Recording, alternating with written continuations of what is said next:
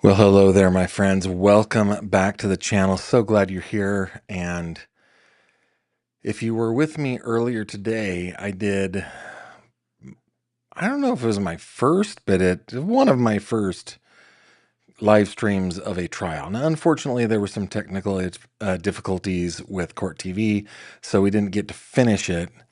But we're going to go back to it tomorrow for sure because I am hooked on this case.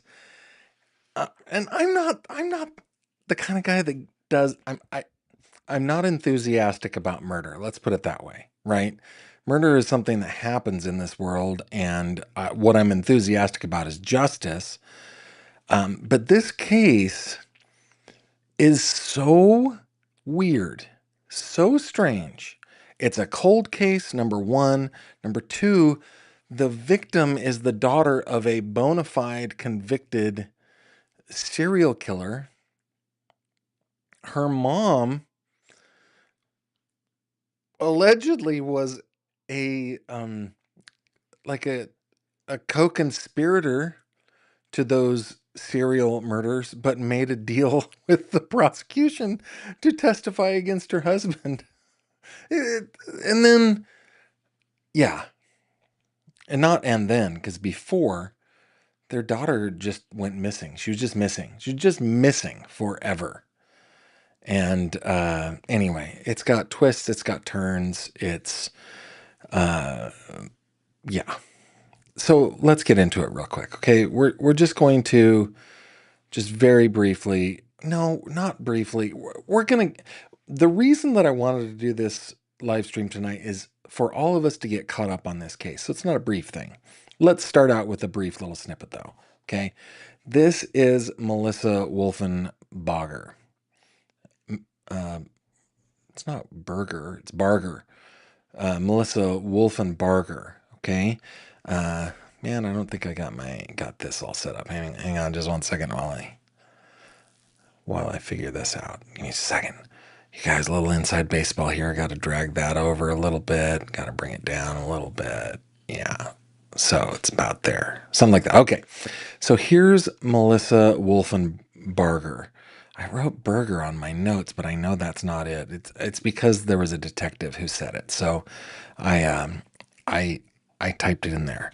Melissa Wolfenbarger was a 21-year-old woman when she went missing shortly after Thanksgiving of 1998. You can tell by the photo. This is one of those mall glamour shots kind of photos with the soft focus, with the fancy makeup, with the hair perfectly coiffed in a late 90s manner, the red, white, and blue leather jacket. You can tell when we are. And I'm all for it. This is 1999 is the year that my wife and I got married. It's a very good year for us. Very good year. Anywho, she goes missing and she stays missing. She stays missing for a long, long time. Now, on August 6th of 2024, her husband, Christopher Wolfenbarger, was arrested for her murder. Now, I think that the best thing to do is to leave it to in the words of the investigator. Okay, but before I do, I want to give just a little background on our victim, Melissa's dad. Okay, so come on over with me to Wikipedia. Yeah, I know it's Wikipedia, but we're just gonna do this. Okay, let me see if I can zoom up on it a little bit. This is Carl Patton. Here's another picture of Carl Patton when he was either arrested or on trial or whatever, okay? Carl Millard Patton is an American serial killer who committed 5 murders across Georgia from 73 to 77 with multiple accomplices. Via DNA testing in 2003, he was arrested for the murders, subsequently pleading guilty, given a life sentence. So this guy got away with it for, what was that, 26 years. I bet he thought he was in the clear, okay? Uh, let's see, it doesn't really matter. He was a Well, let's do this real quick. Biography. Little is known of Patton's background. Born in 49, he spent most of his life in Georgia, having lived in DeKalb, Clayton, and Henry counties. In 1968, he married a woman named Norma Patton. Here's a picture of Norma from last year, with whom he would have two daughters, one in 1970, another in 1977. The one in 1977 is Melissa, okay? The In the 70s, Patton learned a number of trades in the construction industry, worked in the field until his final arrest. In mid 1983, he was arrested for felony theft and convicted on the charge in November, receiving a year of imprisonment as a consequence. He did not serve. He did not serve the sentence in full, as Patton was granted parole and released on May 2nd, 1984.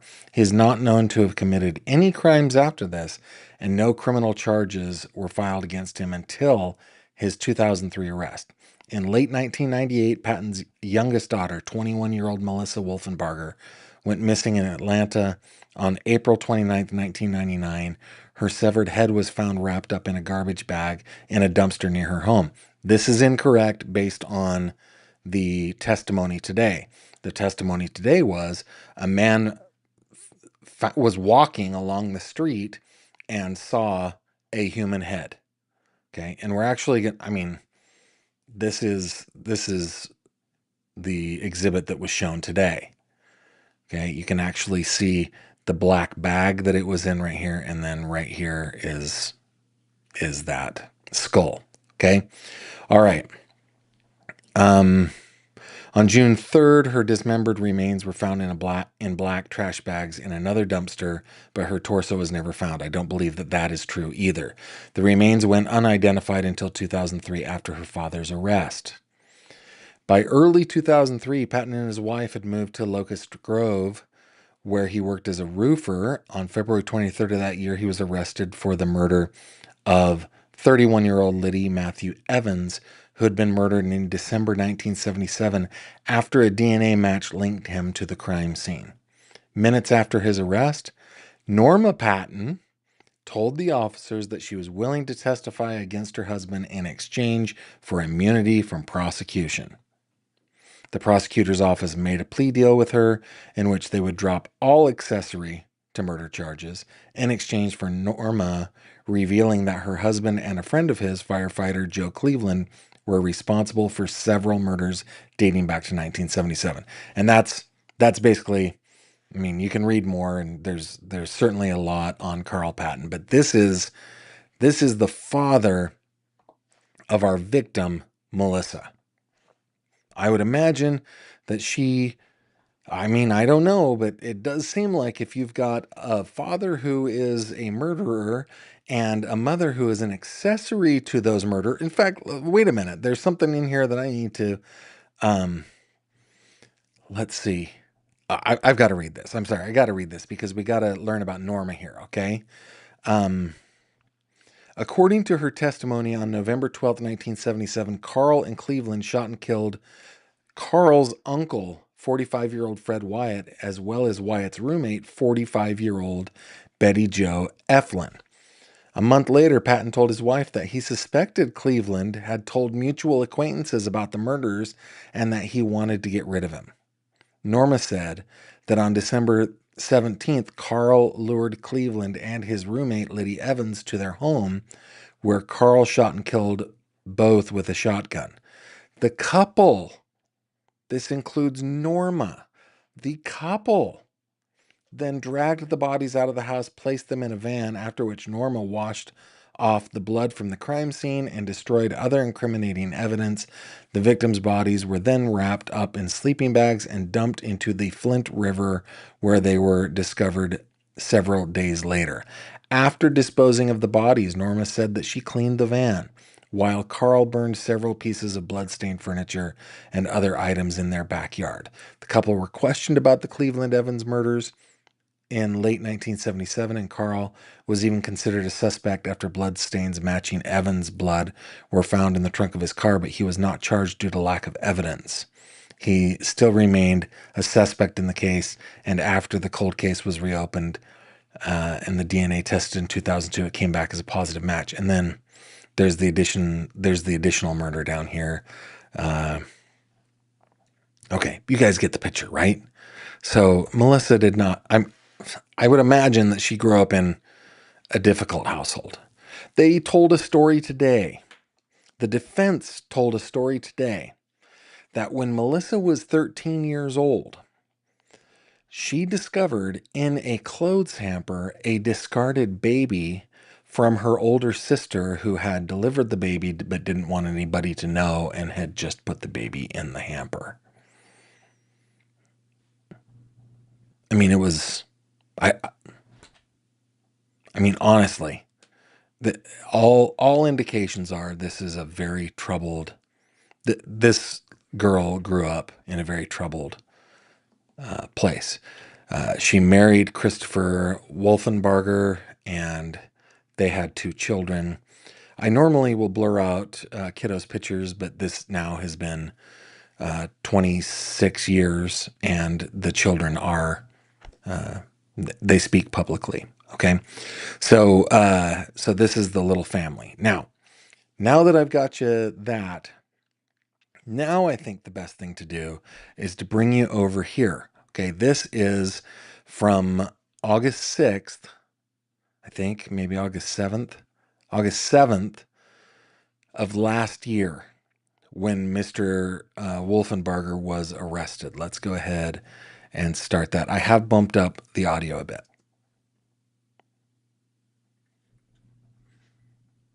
Let's see. Give me a second. I want to do this. Okay, you should be hearing it now. Good afternoon. My name is Lieutenant Andrew Smith, common spelling, Atlanta Homicide Commander. Thank you for joining us today. We're here to talk about the 1999 murder of Melissa Wolfenbarger. That last name is Wolfenbarger. He says Wolfenbarger, but they pronounce it Wolfenbarger in the trial. GER. Together with us today is the mother and sister of Melissa, and we just can't express how happy we are that you're joining us today for this moment. Again, this is last year. Specifically, on August 6th, yesterday, we took into custody Christopher Wolfenbarger, and he was charged with the murder of Melissa Wolfenbarger. I'm going to give a brief timeline, and then I'm going to hand it over to Detective Shepard, who led this investigation. On April 29th, 1999, partial human remains were found at 858 Avon Avenue. Those remains were misidentified as a male from Twiggs County. June 3rd of 1999, additional human remains were found off of Hartford Avenue between Hartford Place and Avon Avenue. Let me pause here for a second and just show you guys. We're going to do just a little map time here. I just want to show you where we are in the world. Okay, this is Atlanta, Georgia. It's in the northwest corner of Georgia, which is in the southernmost part of the United States. This is the I think it's the deep south. Because Tennessee this is the deep south. Okay, so the remains were found, and we're going to zoom up on it real quick, in front of 858 Avon Avenue Southwest. So right here. And then when we go back over here, I mean, you can kind of tell that it's a little bit on a hill, though it looks flat here, right? Just kind of showing you around a little bit. I believe that, so there's 858. Let's look at this again. And so I think that this area that we're looking at here is actually this area right in here, I believe. I mean, it's possible. I don't think that there are any more corners. It doesn't look like it looks to me like this is our corner down here by looking at this photo, right? We've got these poles right here. There is a fence there. It looks like the fence has changed. This white building with the darker lower part is still there. Let me see if I can, still there. Make sure that you're seeing what I'm seeing. So I believe Oh, hold on.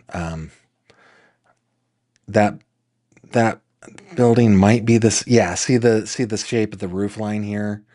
That's the same shape as this right here. So, I mean, Google definitely photographed this at a different time of year, but we're looking maybe just like right about here is kind of where we're looking. This so it is an industrial area.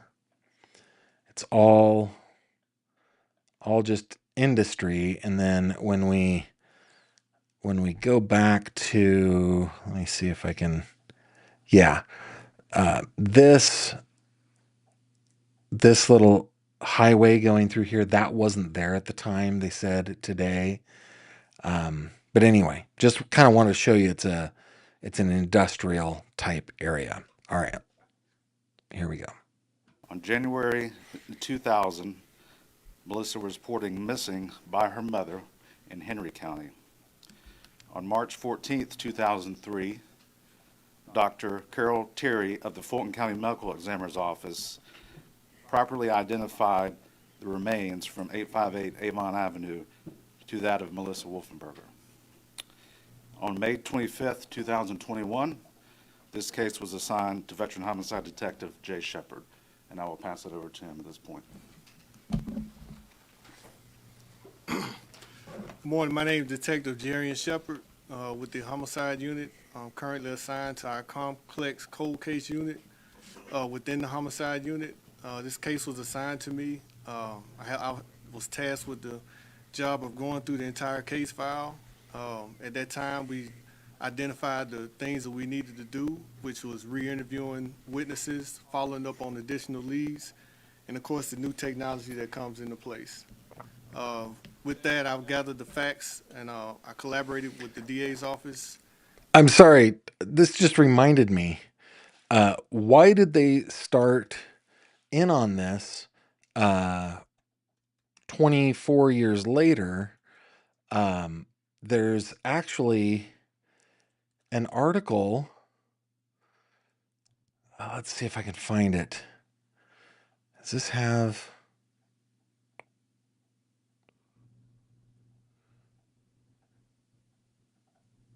Okay, yeah. So I'm going to bring you over to the Independent real quick. We're going to come back to this. I'm sorry to be jumping around here a little bit, but here's an article from the Independent from like today. Okay, how the capture of a serial killer father led to the breakthrough of his own daughter's separate murder case. Melissa Wolfenbarger, a 21-year-old married mother of two, had been missing for 4 years before her remains were finally identified, but decades passed and the identity of her killer remained a mystery until now. Crime scene investigator Cheryl Mack McCollum tells Andrea Cavalier how her podcast, with help from experts, the media, and the victim's serial killer dad, helped crack the case. I'm not going to read this whole thing, but check this out. Let me see if I can get any bigger here. I guess not. Yeah. Sorry that it's off to that side, but it doesn't matter. Real quick.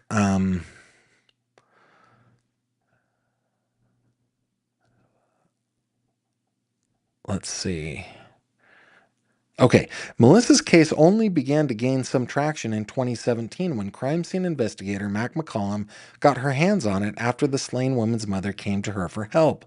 This makes me so happy about the true crime community, man. You can't give up. You just keep going, talk to anyone who will listen because you don't know who that person might be to help, Norma said. That's what Cheryl did for us. She opened the door and helped us walk through it. Melissa's case was the first one to be featured on McCollum's podcast, Zone 7, when it launched in February 2023. In a stunning turn of events over a year later, in April 2024, a listener who heard the episode reached out to Mac and shared a crucial bit of information. I had a gut feeling, Mac said, recalling the moment she received the tip. She told The Independent that the person had witnessed behavior between the couple, but said she could not give further details. Mac sent the information to the lead detective, and after more than 2 decades of no answers, the case picked up steam and shot through the next few months at lightning speed.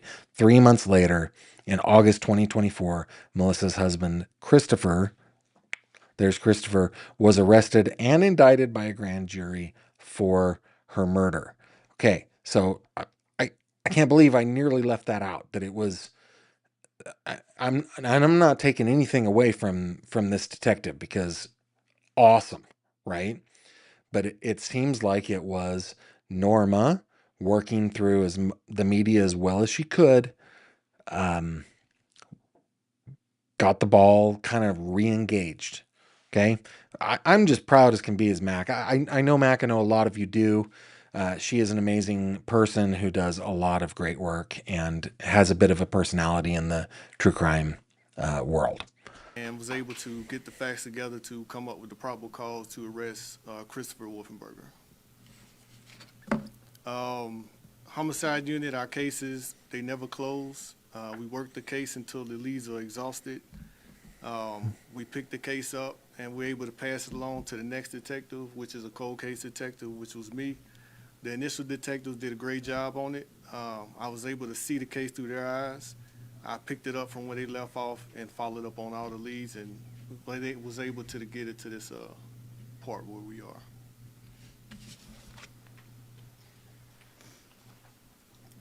We have finally made it. He's in custody. And now we just need to get over the last hurdle and get him convicted. I watched the news the day that the head was found, and they said on the news that it was male. And I said, okay. And it was, give the address of Avon Avenue, and I said, I thought that was on the north side of town somewhere because I'd seen an exit off 285. And I said, well, this isn't Melissa, because I watched every newscast.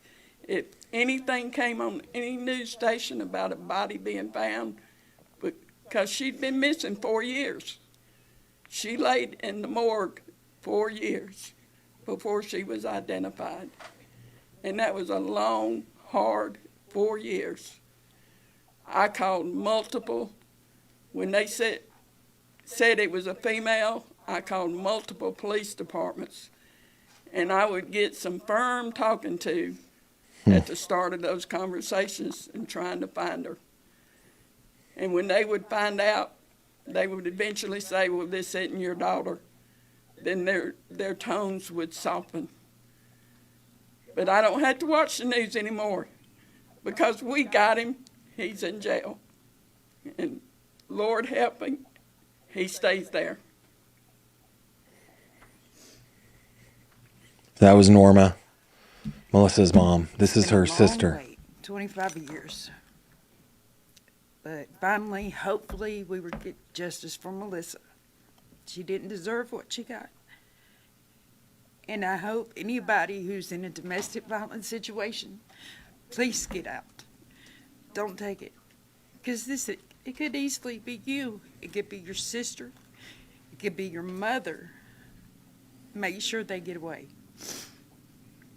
And I want to thank Atlanta PD, because without them, we wouldn't be here today. Cheryl McCullum, Nancy Grace, Karen Greer, everybody from Channel 2, Channel 11, thank y'all very much. Without y'all, we wouldn't be standing here. Questions? This question is for Detective Shepard. Can you go into a little bit more detail? I think you mentioned DNA evidence. Can you talk specifically what linked any kind of evidence to the suspect, and what do you think the motive was?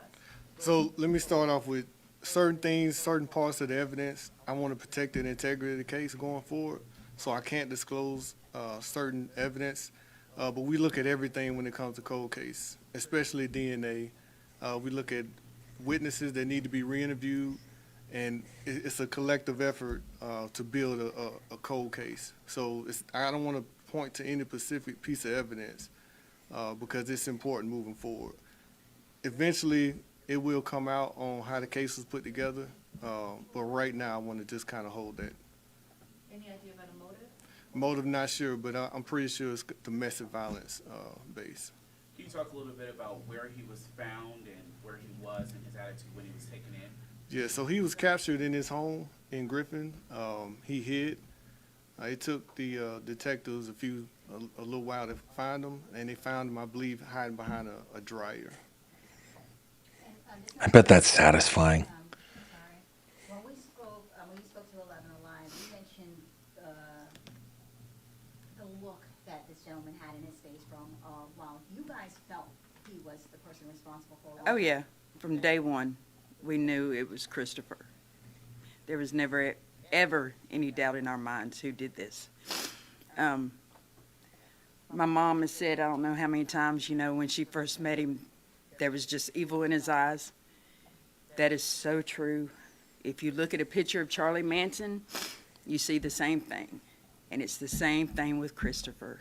And I saw his mugshot earlier, and it's still there. To me, that is an interesting statement, saying my mom recognized evil in his eyes like Charlie Manson, especially considering that her husband is a serial killer. Like, and she was an accessory to that. I don't know. I mean, not everybody involved in crime is going to be like have perfect little backgrounds and everything. I just find that really, really interesting and almost funny. Like nothing about this is funny, but it's just odd, I guess is the way I would say that. You mentioned finally you guys got here.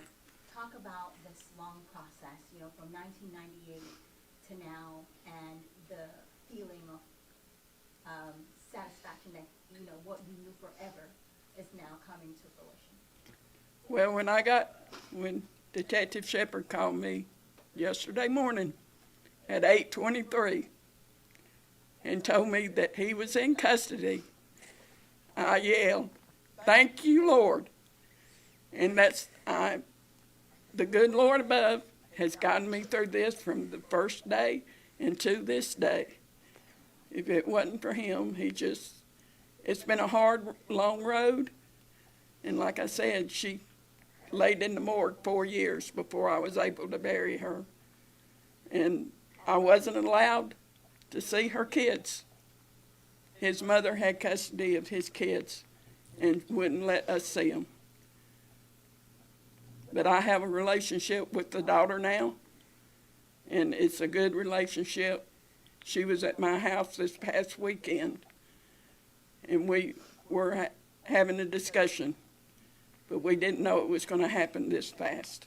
By the way, a couple things that I want to note there. Did you clock that she said at 8:23 I got the call? That is typical, at least in my experience, of families of murder victims who have to struggle for years and years and years and years for any justice for their children. They take meticulous notes. They learn it over time that they have to take meticulous notes and know the case inside and out.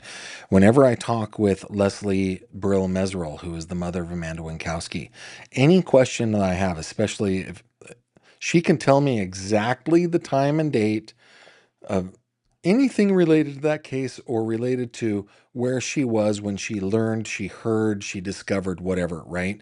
Same thing with Josh and Sandy Greenberg, same thing with David Elmquist's family. That they learn that they need to take meticulous notes. The second thing that I wanted to tell you about is in the trial today, the defense told a story. They illustrated for the jury that Melissa was afraid for the safety of her own children, and so she gave her in-laws custody of her children. The defense called it abandonment, but apparently she gave them legal custody of her two children before she went missing. Now, the defense was like, well, she just left. She just went missing. It was not uncommon for this to happen. She was a disturbed person who grew up in a horrible home and with terrible family life, and she just wanted to protect her children from her mom, her dad, her sister. And this is what the defense is saying. I'm not saying it's true. That's just what the defense is saying. However, and I'm sorry to just like belabor this, but her father is a convicted serial killer. So I think there's probably a little truth in that. All right, how much do we have left of this? I keep interrupting. Yeah, we've got about 4 minutes left. And she would like to be here, but she's got 3 small babies, one that she takes to and from school, so she couldn't be here today, even though she wanted to be. Can you talk a little bit about, maybe the last thing your daughter said to you about My- being concerned? My last conversation with her, she called me on Thanksgiving Day in 1998. told me that she was back with Chris. And she wanted to know what I cooked for Thanksgiving, what all I cooked and who all was there. We were all sitting around the dining room table. And she wanted to come down, and she was going to ask his mother to bring her down there. And I said, you don't have to ask her. I'll come get you if you want to come. And anyway, the conversation went on a little bit longer, and my last words to her was, I love you, and you know where I am if you need me. What do you want people to remember? I do think that that is an indication that there was a strained familial relationship. Obviously, we're going to learn here in a second as well that there was some domestic violence issues with her husband. Look how young they were at the time, right? This was a young couple. When we look at Christopher now, we're looking at a 40-year-old guy, a 48-year-old guy. But back then, they were just 2 little stupid kids. And I'm saying stupid in like the most loving way that I can muster, just remembering who I was as a young married person with little kids, right? They were just, but apparently there was some domestic violence issues there. Melissa was very loving. She would do, she loved you, you would know it, definitely. And she loved her kids, and there's no way on this earth that she would have left them. Because she wanted her kids. That's why she went back to him. That's why she kept going back to him. In all this time, had Christopher ever reached out to you guys? Had you ever spoken, either one of you spoken to Christopher? Never, Never. He never reached out? never, not once. Did she ever reveal or hint to anyone that she was in danger from him? I can't quite hear you. I was wondering if she ever revealed, if anybody ever had a clue that she was in danger. She had left him in the summer of '98, and she came to the house and she stayed with me, and we got both her kids back from Kathy. And when she went in front of the judge here in Atlanta on the domestic violence, because he had knocked her down on the sidewalk and dragged her by her hair down the sidewalk. And when he went in front of the judge, he asked the judge to let him talk to her alone. And she went back to him. Were you afraid then? We've been afraid for a long time, For a long time? for a long time. This question is for the detectives in this case. I was looking at some old scripts. Was he ever a suspect or taken into custody? I saw something maybe 2003 he might have been taken in. Was he ever, well, he wasn't charged, but can you talk a little bit about that and if he was questioned, why he was released then? So he was. We all have what we call person of interest, and we don't like to call them suspects. As detectives, we let the evidence guide us in the direction that we need to go. And at that time, the original detective felt the need to interview him. But he was a person of interest from the beginning. What next, for the charges? What can he face when anything updates on that? So he's been charged with murder. He's currently in Fulton County. And we go into the next phase, which is the district attorney's office and, of course, the court proceedings. So at this point, it's going to be in that phase. I do have one last question for the mom there. Your shirt that you're wearing, was this the shirt that you had made when she first disappeared, or is this a... Yes, sir. It was. It was the first shirt I had made, and Fulton County had a deck of cards that was made also, and she was the king of diamonds, and this was on the card. And those cards were delivered to the jails in the prison system in hopes to get more information.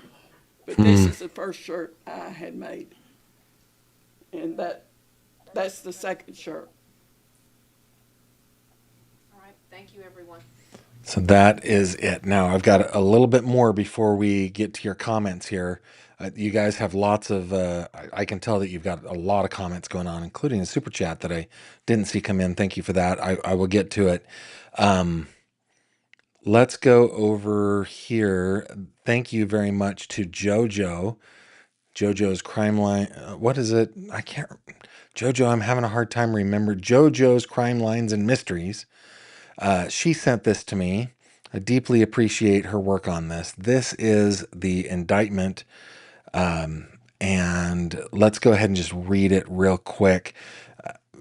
This actually is it's shocking that Georgia does this, but this is the indictment plus the list of witnesses that testified in the grand jury. Okay, I'm going to skip over. It also includes the name of the grand jurors. Okay, real quick. The state of Georgia, county of Fulton, in the Superior Court of said county, the grand jurors selected, chosen, and sworn for the county of Fulton to wit, in the name and behalf of the citizens of Georgia, do charge and accuse Christopher Wolfenbarger with the offense of murder for the said accused in the county of Fulton, state of Georgia, sometime between the 10th day of December 1998 and 29th day of April 1999. I find that very interesting. Melissa's family saw her or last spoke to her Thanksgiving Day of 98, but they were able to narrow it down to the 10th day of December. The exact date being unknown to the grand jurors at this time, did unlawfully and with malice aforethought cause the death of Melissa Dawn Wolfenbarger, a human being, by inflicting homicidal violence upon her in a manner unknown to the grand jurors at this time. Meaning, no idea what the cause of death is. They know the manner, but not the cause. Contrary to the laws of the state, the good order, the peace, and dignity thereof. And then they indicted him as well of aggravated assault. Let's see. Aggravated assault caused the death of Melissa Dawn Wolfenbarger, a human being, when the said accused assaulted Melissa with an object or objects which were offensively used against her, resulted in serious bodily harm, and further, the aforesaid object or objects is unknown to the grand jurors at the time. So there is some sort of evidence, I would imagine, that says that an object was used, maybe a blunt force object, something like that. And then Fonnie T. Willis, District Attorney. Witness list looks like we've got an ME, we've got PD, we've got a dentist. I'd imagine there was an examination of her teeth. William, let's see. Yeah, that looks like somebody who worked right there at the crime scene. A couple of those guys, former PD, a couple of other folks, former CSI, former Georgia Bureau of Investigation agent, former ME investigators. There's just, let's see, a GBI, former Atlanta police, a lab worker. I mean, the FBI lab, the GBI, Department of, I think that's, I don't know what the DOFS is. We actually heard today from Mr. McEachern. He was the first witness today. Some crime scene techs. I mean, it's a long, long list of folks that that testified to the grand jury, including Jerry Shepard, the detective we just heard from. So thank you very much, JoJo, for sending that our way. So he was arrested on, let's see, count 1 and 2, murder, felony murder. Yeah, so he is. Yeah, so he's on trial. Now, before we get to your comments real quick, I just want to show you one more thing here. This was our live stream today. It lasted almost 6 hours. This is us going on now. Tomorrow we're going to be continuing day 2 of the trial.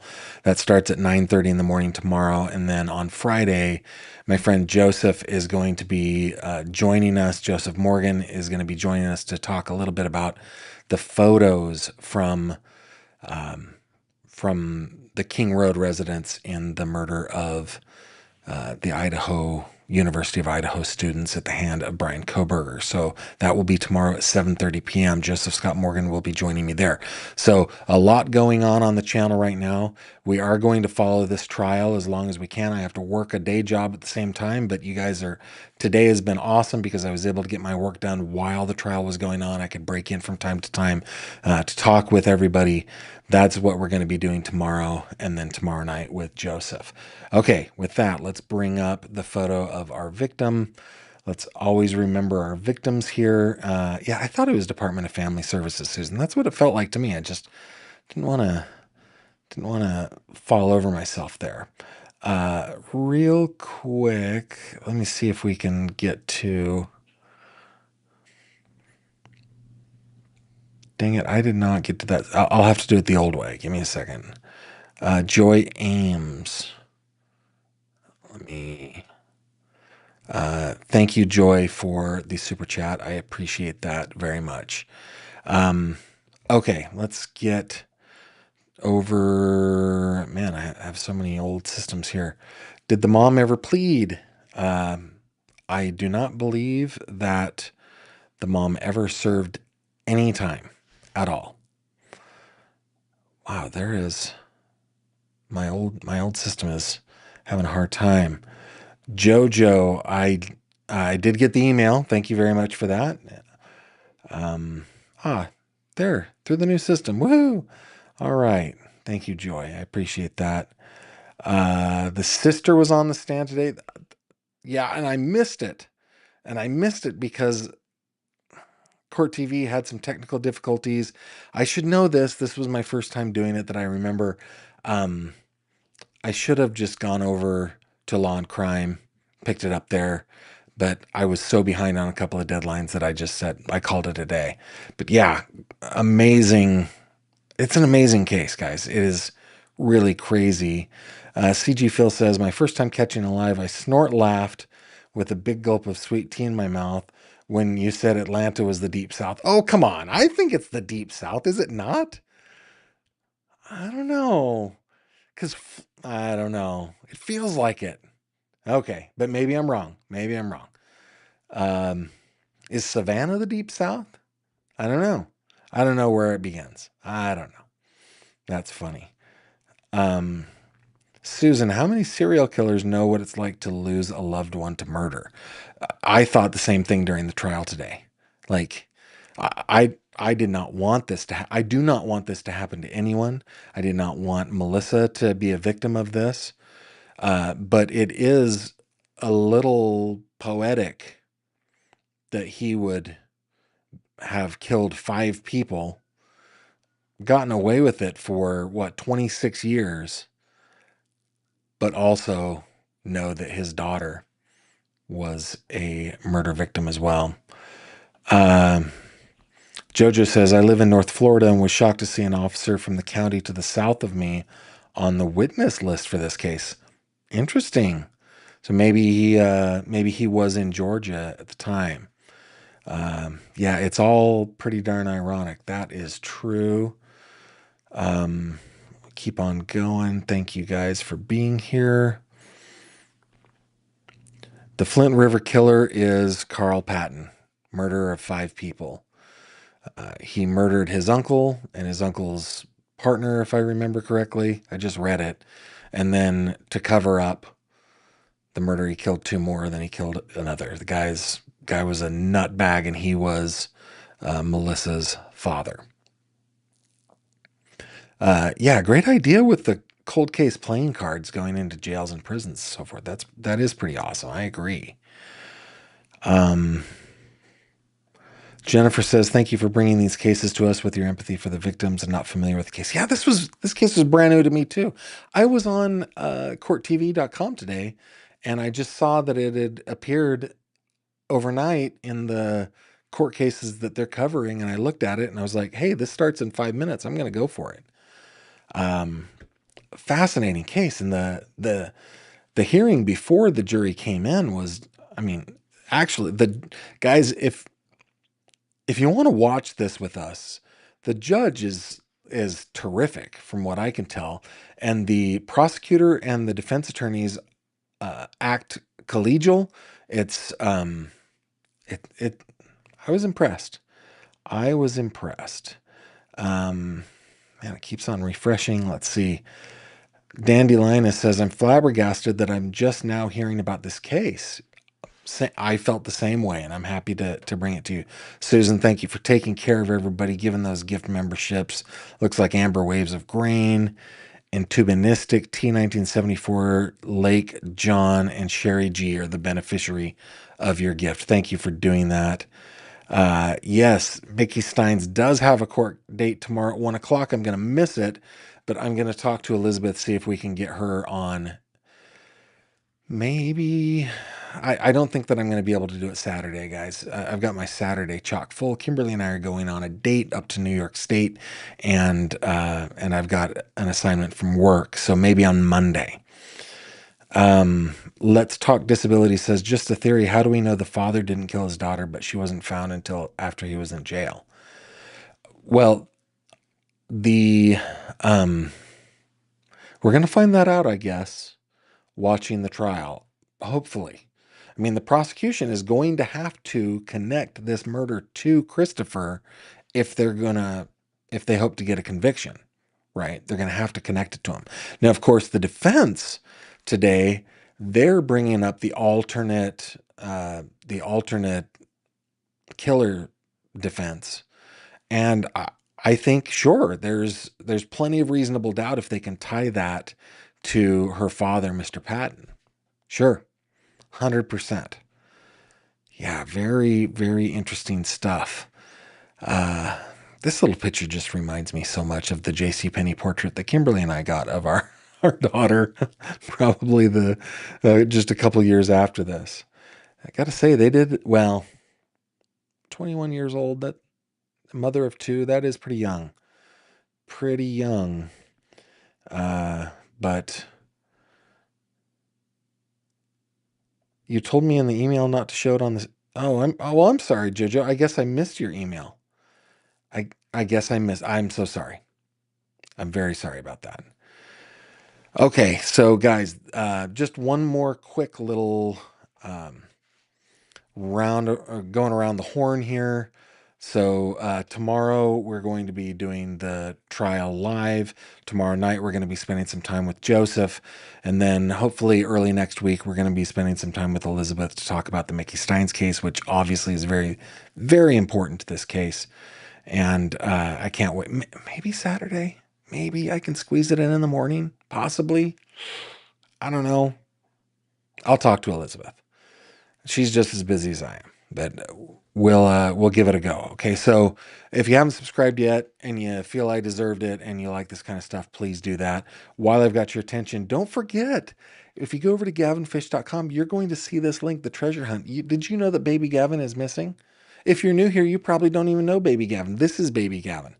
Baby Gavin is missing, and he left several clues behind to help us find him. And so far, out of over 400 players, 20 have solved all the clues and have found baby Gavin. But for the rest of us, he's still missing. So if you want to play, it's free, it's fun, have a good time with that. If you click on this little link right there, that will take you up to the Fish Tank on Facebook, where we hang out. We've got 5,200 of us over there now, and we talk about all things true crime. You're always invited to do that. I know that not a lot of us were on tonight. We had less than 200 people on the live stream tonight, mostly because this case is probably unknown, but I think it's a fascinating one, so we're going to stick with it, okay? With that, guys, thanks for spending your Thursday evening with me, or whatever time you join us on the Rewatch Crew. Thank you for doing that. I bid you adieu, and hope you take care of yourselves until the next one. Bye-bye. Thank you very much for watching this video. If you liked what you saw, please consider subscribing. And if you have any questions or comments, please leave them below.